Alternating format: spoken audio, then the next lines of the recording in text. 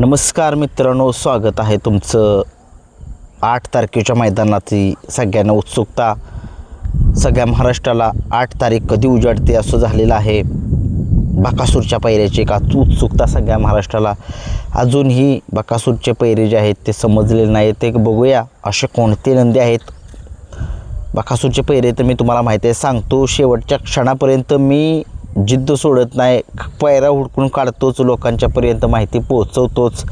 खूप लोकांचे फोन येतात, बकासूर पैरा कोण आहे, मथुर पैरा कोण आहे, असा पैरा कोण आहे, तसा कोण पैरा आहे.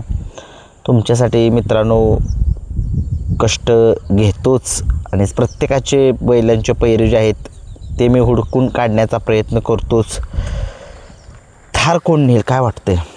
थार कुठला बैल नेईल? सगळ्यांनाच वाटते की प्रत्येकजण प्रत्येकाच्या टॉपच्याच पायऱ्यात पळतोय. कुणी न्यावी थार? कारण की तुम्हाला माहिती आहे प्रत्येक टॉपचे नंदी आहेत त्यांच्याकडे थार आहे, सगळं आहे. मला वाटते गोरगरिबाच्या नंदीनं यंदा थार न्यावी. मनापासून वाटते बकासूर तर न्यावाच, परंतु बकासूरसोबत जो बैल पळेल एखादा गोरगरिबाचा पाहिजे, किंवा कुणीही जाऊ द्या पण गोरगरिबाकडे जाऊ द्या. बकासूर प्रेमी आहे, यूट्यूब चॅनलमध्ये शर्यत क्षेत्रामध्ये काम करतो आहे. परंतु मित्रांनो महाराष्ट्र जिल्ह्यामध्ये महाराष्ट्र राज्यामध्ये खूप सारे जिल्हे आहेत. त्या जिल्ह्याच्या प्रत्येक गावामधून प्रत्येकाला बैलगाडा शर्यतीचा नाद जो आहे, प्रत्येक जणाला वाटत असतं की आमच्या गावचा बैल बसावा, आमच्या गावचा पैरा असा टॉपचा व्हावा, की जेणेकरून कसं प्रत्येकाचं स्वप्न असतं. आपण काय करतो, एक 7-8-10 बैलं घेतो आणि त्याच बैलांच्यामध्ये आपण पैरे बनवतो आणि सांगतो याव त्यो तो हा शेवटी सांगणं भागच असतं. प्रत्येकाला प्रत्येकाची टॉपची नंदी आवडतच असतात, परंतु प्रत्येकाला आवडून चालत नाहीत नंदी. प्रत्येकाच्या गरिबाच्या बैलांचा संघर्षसुद्धा त्याच्या मागे असतो. असं प्रत्येक जिल्ह्यातून कोणकोणते नंदी आहेत टॉपचे पळणारे, जरा मला कमेंट्स बॉक्समध्ये सांगा. आणि त्यांचा नंदी हा विजय थार मैदानाचा 1 नंबरचा मानकरी घेऊन जाऊ शकतो. फक्त काय होते, पैऱ्यांना थोडीशी अडचण जी आहे ते निर्माण होते. बघूया कशा पद्धतीनं हे नियोजन आखण्यात येईल प्रत्येकाच्या पैऱ्याचं. तत्पूर्वी थार कोण नेऊ शकतो काय वाटते? मी जरा चर्चाच करतो. थारचा प्रबळ दावे तर मी तुम्हाला सांगितलं, परंतु थारच्या जवळ लय करून कोण जाऊ शकतो?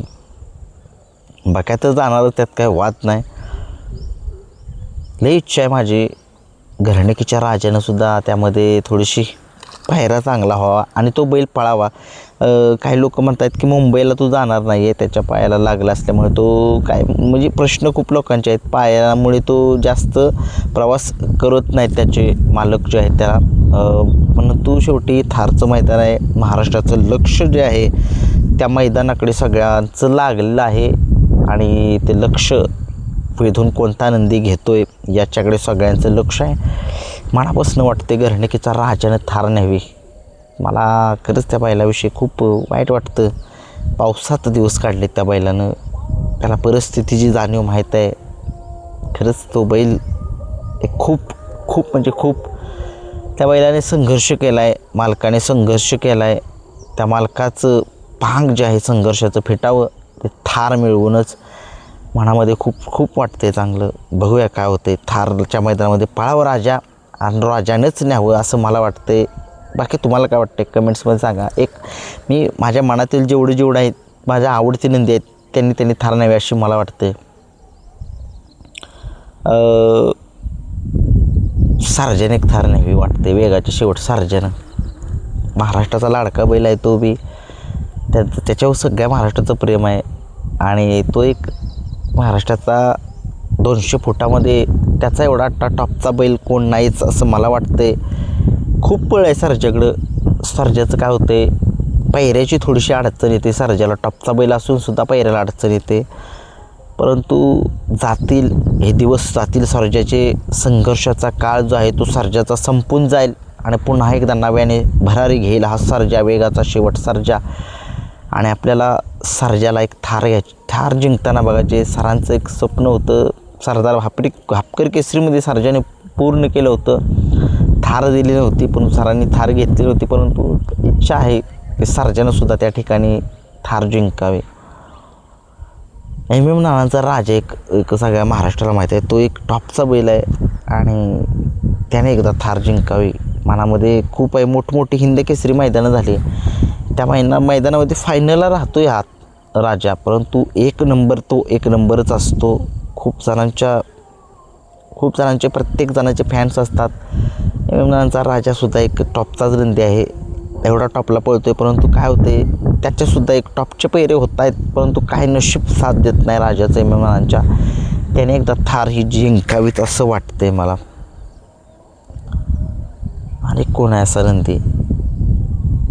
सिकंदर 81-81 1 BHK फ्लॅट रायफलनं जिंकला. सिकंदर 81-81 तुम्हाला माहिती आहे, महान भारत केसरीची स्पर्धा झाली होती पुणे जिल्ह्यामध्ये. त्या मैदानामध्ये फायनलला राहिलेला तो. कारकिर्दी छोटीशी आहे त्या बैलाची, परंतु चांगल्या नंदींना घाम फोडला आहे त्याने. सिकंदर 81-81ने अगदी टॉपचा नंदी आहे तो सुद्धा थारच्या मैदानामध्ये त्यानं फायनल आणावं आहे मनामध्ये इच्छा आहे. आता सगळे म्हणते की सगळ्यांनीच थार आणावेत का, अशा किती मैदानामध्ये थार आहे, परंतु जेवढे नंदी सांगतोय त्यांच्यापैकी एखादरी कुणीतरी आणावी असं मला वाटते. बाकी तुम्हाला काय वाटते तुम्हीसुद्धा जरा कमेंट्स बॉक्समध्ये सांगा.